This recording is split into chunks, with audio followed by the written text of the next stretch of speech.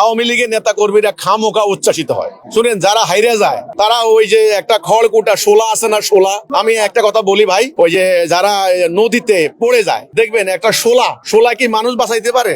শোলা দেখলেও ওটারে ঝাঁপাইয়ে ধরে, যে মনে করে আমারে বোধহয় শোলাটা বাঁচাইবে। এখন আওয়ামী লীগ দেশের রাজনীতি থেকে আউট, আপাতত আউট, সামনে কি হয় জানি না। এনারা মনে করেন মমতা জামাত ইসলামীকে সাপোর্ট দিচ্ছে, ধর্মীয় দলগুলাকে, শেখ হাসিনার বিরোধিতা করেছে, তিস্তার প্রকল্পের বিরোধিতা করেছে।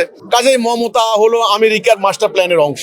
মমতা চলে গেছে, এখন বিজেপি আমাদেরকে মোটামুটি ক্ষমতায়ন করবে। এছাড়া এই যে বিজেপি যেটা নেতা শুভেন্দু অধিকারী, এই ভদ্রলোক কিন্তু উনি বলেছেন, কিন্তু ভদ্রলোক না কি লোক সেটা আমি জানি না, বাট বলতে হয় যে কোনো লোকের ভদ্রলোকেরই বলতে হয়, এটা আমাদের শিক্ষা। উনি তো অনেক কথাই বলেছেন, গার্বেজ দিয়ে ঢাকা শহর উড়াই দিবেন, ঢেকে দিবেন। উনি কিন্তু বলেছিলেন যে ওই যে শেখ হাসিনাকে বিমানবন্দরে আবার মন্ত্রী হিসেবে নামাবেন। মনে হয় ওই কথাটারই আশা ভরসা খুঁজে পাচ্ছে আওয়ামী লীগ। আমি বলবো না, এগুলো আপনারা আশা করেন না।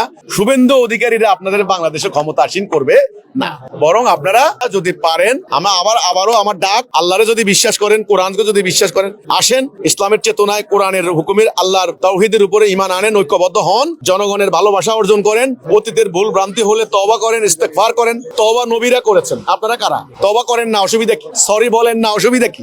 ঈসা আলাইহিস সালাম নিষ্পাপ একজন মানুষ, 70 বার তওবা করতেন, হাদিসে আসছে। মহানবী সেজদায় যাইতেন, সেজদা থেকে উঠতেন না, রুকুতে যাইতেন, রুকু থেকে উঠতেন না। মহানবীর সামনের পিছনের আল্লাহ গুনাহ ক্ষমা করে দিয়েছেন। আপনারা কত বড় নিষ্পাপ হলেন, তওবা করবেন না। তো আমার কথা হলো, এই ভারতের দিকে, বিজেপির দিকে, পশ্চিমবঙ্গের দিকে আওয়ামী লীগ না তাকাইয়া আসেন, আপনারা আল্লাহর দ্বীনের উপরে ঐক্যবদ্ধ হন। আসেন আমরা একত্রিত হয়ে, আমরা একদল ক্ষমতা আসি, আরেক দলের পিটাইয়া দেশ থেকে বাইর করবো না, আমরা এই জাতিটাকে তৈরি করি। এটা হলো আমার কথা।